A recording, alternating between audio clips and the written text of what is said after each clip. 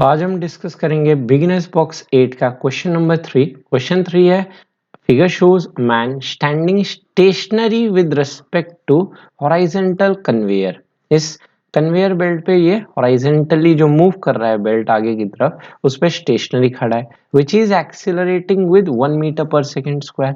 ये conveyor belt कहा गया है आगे की तरफ मूव कर रहा है 1 मीटर पर सेकेंड स्क्वायर से। एक्सिलरेशन दिया हुआ है इस कन्वेयर बेल्ट का आगे की तरफ 1 मीटर पर second square. What is the net force on the man? Net force man पे कितना लगेगा इस बेल्ट के द्वारा, वो पूछा गया है। And if the coefficient of static friction between the man shoes and the belt दिया हुआ है 0.2, up to what acceleration of the belt can the man continue to remain stationary relative to belt। और man का mass दिया हुआ है 65 kg।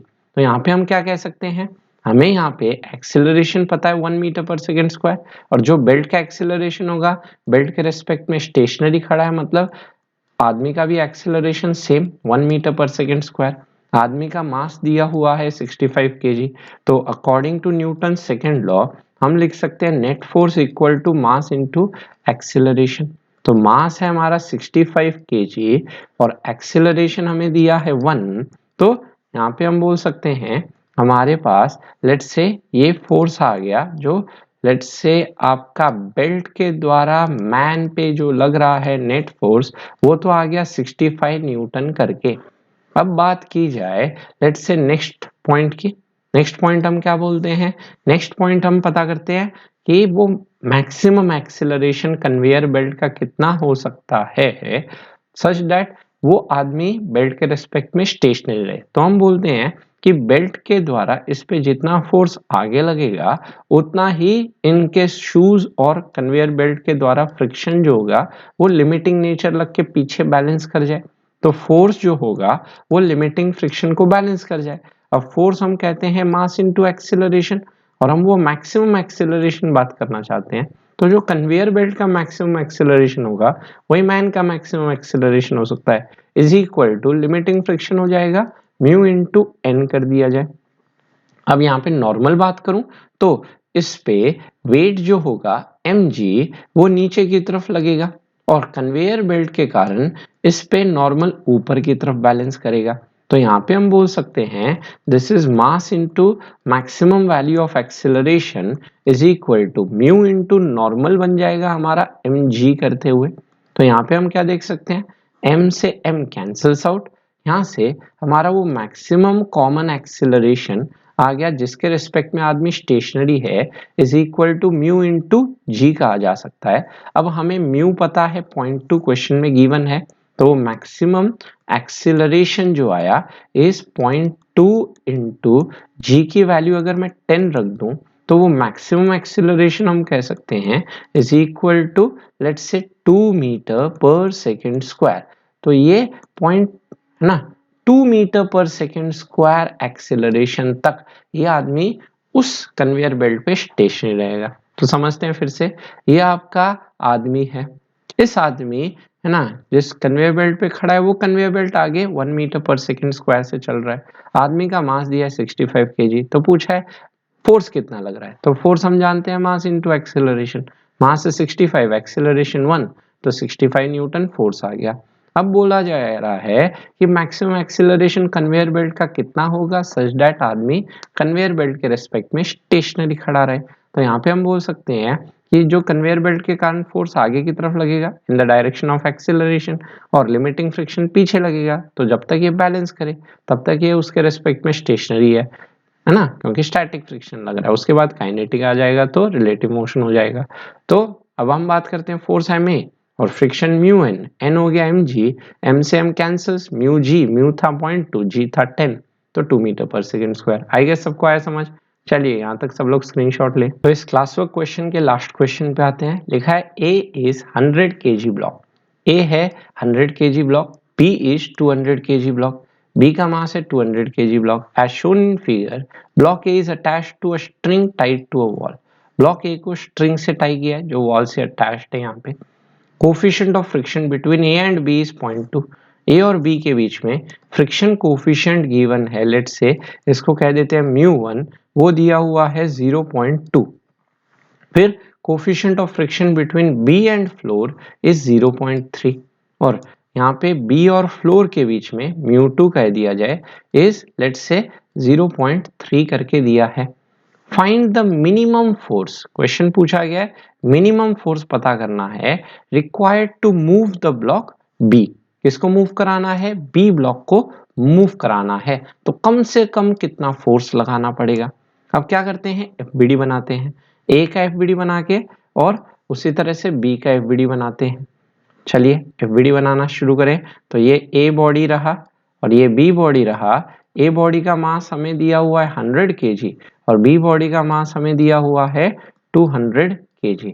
तो सबसे पहले नीचे की तरफ क्या लगेगा, इसका सेल्फ वेट mg। तो 200 का नीचे लगते हुए 2000 और 100 kg का नीचे लगते हुए इज योर 1000 न्यूटन। उसके बाद आते हैं बात करने नॉर्मल। तो यहाँ पे हम कह सकते हैं ग्राउंड के द्वारा लेट से N2 नॉर्मल ऊपर लगेगा और उतना ही B N2 पे कहाँ लगाएगा, लेट से N2 ग्राउंड पे नीचे लगाएगा। उसी तरह से लेट से B के द्वारा A पे N1 ऊपर लगेगा और इन रिएक्शन उतना ही नॉर्मल A के द्वारा B पे नीचे। तो हम बोल सकते हैं A के द्वारा N1 नॉर्मल ऊपर और उतना ही A के द्वारा B पे नॉर्मल नीचे। उसी तरह से ग्राउंड के द्वारा N2 नॉर्मल हमारा क्या हो गया, ऊपर की तरफ हो गया। नेक्स्ट हम बोल सकते हैं यहाँ जो रस्सी है उस रस्सी का टेंशन T पीछे लगेगा।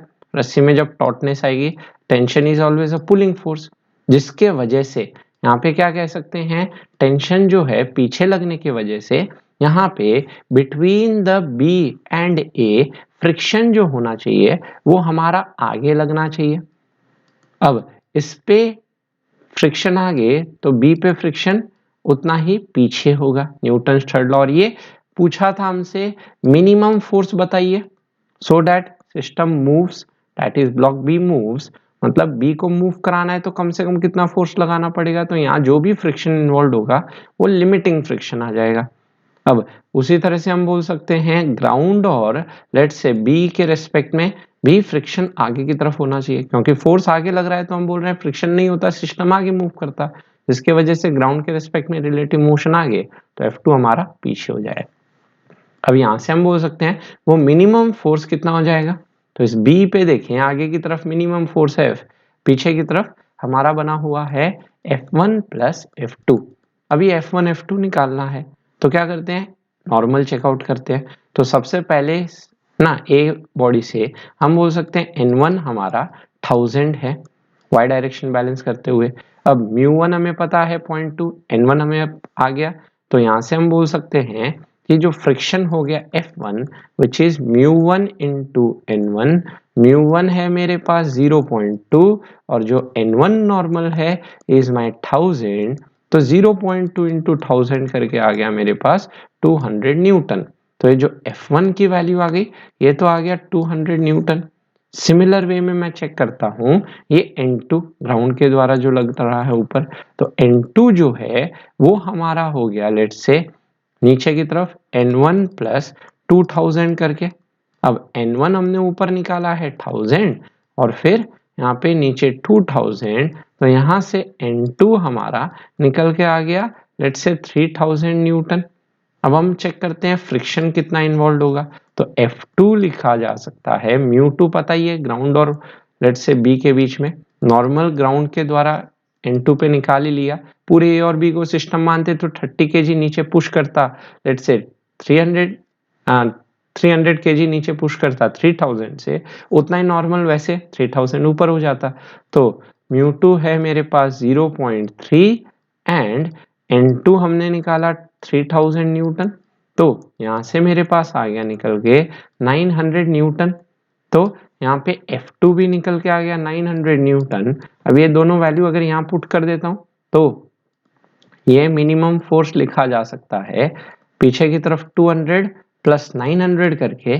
तो कम से कम कितना फोर्स लगाना पड़ेगा ताकि B जो है वो ग्राउंड के रेस्पेक्ट में मूव करे, इज माई 1100 न्यूटन। तो 1100 न्यूटन लगाने पे ये जो सिस्टम है ये सिस्टम मेरा क्या होगा, लेट से पीछे है ना की तरफ के फ्रिक्शन को बैलेंस करेगा और मिनिमम से मिनिमम आपने फोर्स लगाया 1100 न्यूटन, तो सिस्टम मूव करेगा। चलिए फिर से समझते हैं। तो यहाँ पे पहले ए का एफबीडी बनाते हैं। क्वेश्चन में था मिनिमम फोर्स कितना लगाएं ताकि ग्राउंड के रेस्पेक्ट में बी मूव कर जाए। तो यहाँ पे बोला गया कि लेट से आपका ना यहाँ पे ए का एफबीडी बना के 100 kg का नीचे 1000 और बी का 2000, ग्राउंड के द्वारा N2 ऊपर, और फिर हम कह सकते हैं ए के द्वारा N1 नीचे और बी के द्वारा N1 ऊपर। अब रस्सी का टेंशन पीछे आएगा जिसकी वजह से फ्रिक्शन F1 ऊपर। अब ये F1 आगे की तरफ, तो उतना ही फ्रिक्शन F1 पीछे हो जाएगा। ग्राउंड के द्वारा B पे F2 पीछे। अब F1 T को बैलेंस करता है। अब F1 कितना आएगा, μ1 N1, μ1 दिया हुआ है 0.2, N1 निकाला 1000 या 200। उसी तरह से N2 निकाला जाए, N2 बराबर N1 प्लस 2000, तो 1000 प्लस 2000 3000। और F2 अगर चेक करें तो μ2 दिया है, N2 निकाला है, तो 0.3 इंटू 3900। अब आगे की तरफ फोर्स, पीछे के फ्रिक्शन, 200 प्लस 900 को बैलेंस करते हुए 1100 न्यूटन। तो आई गेस सबको ये एनएलएम का क्लास वर्क क्वेश्चन सभी समझ आ गया है। तो अब हम इसके यहीं समाप्त करते हैं और नेक्स्ट वीडियो में मिलते हैं नेक्स्ट चैप्टर के साथ। तो होप आपको सबको समझ आ रहा है, अच्छा लग रहा है, बेनिफिशियल लग रहा है, तो ज़रूर से चैनल को सब्सक्राइब करें, शेयर करें और जितना हो सके इस चैनल को ग्रो कराएं। चलिए आज के लिए इतना ही, थैंक यू।